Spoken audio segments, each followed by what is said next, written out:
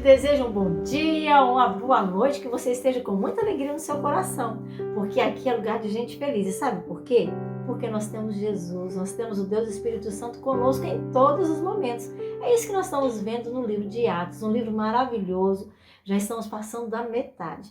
E hoje nós vamos começar no capítulo 19, a terceira viagem de Paulo. Um homem sofredor, um homem guerreiro, um homem usado pelo Espírito Santo e que foi a muitos lugares sendo açoitado, machucado, preso, e o final da vida dele não foi também diferente, né? Foi decapitado. Porém, ele morreu com a esperança, com a alegria, na certeza de ser redimido para a volta de Jesus. E o capítulo de hoje vai contar detalhes da viagem de Paulo. Então, seja muito bem-vindo a este canal, abra sua Bíblia e acompanhe conosco em forma de poesia a leitura para o reavivado pela sua palavra de hoje.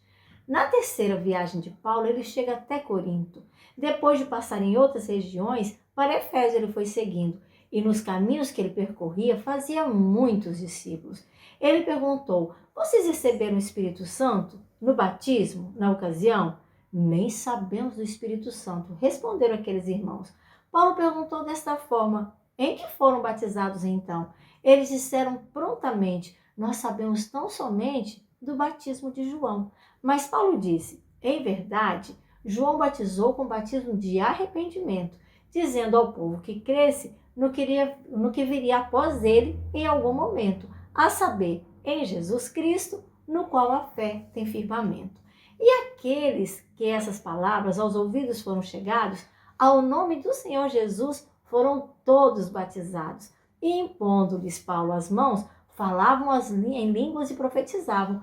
Eram ao todo 12 homens que desta maneira se portavam.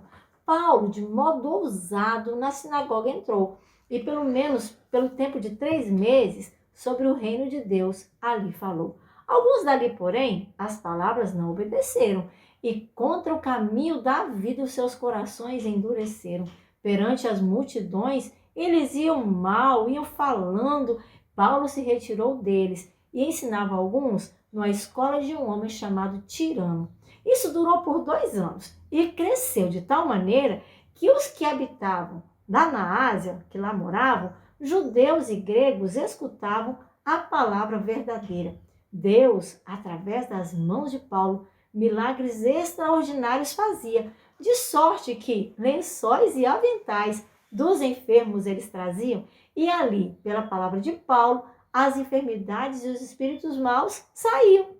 Alguns exorcistas ambulantes, que eram judeus, tentavam invocar o nome do Senhor Jesus Cristo aos que sofriam espíritos malignos e se punham a falar: esconjuro-vos por Jesus, a quem Paulo está a pregar.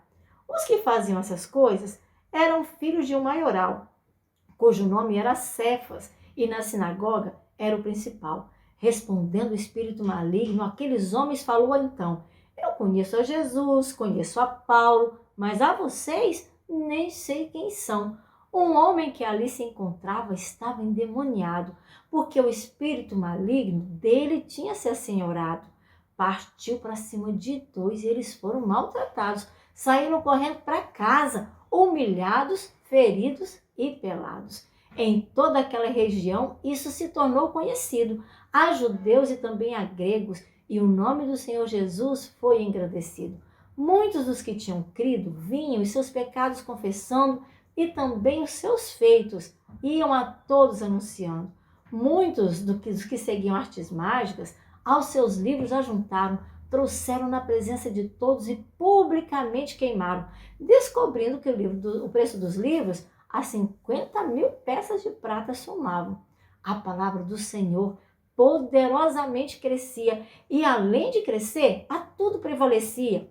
Cumpridas todas essas coisas, Paulo então propôs ir em espírito a Jerusalém, a Macedônia e a Caia também, e depois ele iria a Roma depois. Enviou a Macedônia 2 rapazes que o serviam, Timóteo e Erasto, e na Ásia Paulo permanecia. Acerca do caminho, houve naquele tempo confusão, por causa de um certo ourives que dava lucro aos artífices pelo trabalho de suas mãos. Ele fazia nicho da deusa Diana, usava prata como base, incentivando a adoração daquela fútil imagem. Alguns homens ajuntaram movidos por falsidade, discutindo que esses homens punham em risco a sua prosperidade e acusavam Paulo de agir com perversidade. Diziam que em toda a Ásia, Paulo afastara grande multidão, dizendo que não eram deuses o que se fazia com as mãos. Esclareceu sobre o perigo de sua profissão em descrédito cair. Mas até mesmo o templo da deusa Diana, que o povo venera e ama, pode deixar de existir. Ouvindo isso, encheram-se de ódio e começaram a gritar: grande é a deusa Diana dos Efésios, que entre nós está. E uma grande confusão formou-se em toda a cidade. Do teatro eles correram, arrebataram Paulo e seus companheiros, intentando contra eles maldade. Os discípulos não permitiam Paulo apresentar-se à multidão, e alguns que eram autoridade afirmaram em verdade estar aberta uma grande confusão. Na assembleia, uns gritavam uma coisa, outros, mais alto outra coisa, gritavam, e a maior parte do povo nem sabia por que ali estavam. Os judeus empurraram Alexandre para frente, pensando que era ele o culpado. Ele fez sinal pedindo silêncio, mas ele nem foi por ninguém notado. Quando souberam que ele era judeu, ficaram ainda mais revoltados. Grande é a deusa Diana! Grande é a deusa Diana! Eles gritaram sem parar e ficaram assim gritando como loucos, se portando por 2 horas, sem parar. O escrivão da cidade acalmou a multidão e conseguiu falar ao povo e chamar sua atenção. Quem não sabe que a cidade de Éfeso é guardiã da grande Diana, cuja imagem caiu de Júpiter, que dos céus aos homens emana? Esse fato é inegável. Então, queiram se acalmar, para que, de modo precipitado, vocês não venham se portar. Vocês trouxeram esses homens aqui, embora eles não tenham roubado, e nem contra a nossa deusa Diana eles tenham blasfemado. Se Demétrio tem alguma queixa, ou seus companheiros de profissão, os tribunais estão abertos para ouvir a sua questão. E se há mais alguma coisa que precisa ser decidido, que se faça em assembleia, conforme já está prescrito. Pois da maneira como está, nós corremos o perigo de alguém nos acusar de a ordem pública perturbar por causa do acontecido.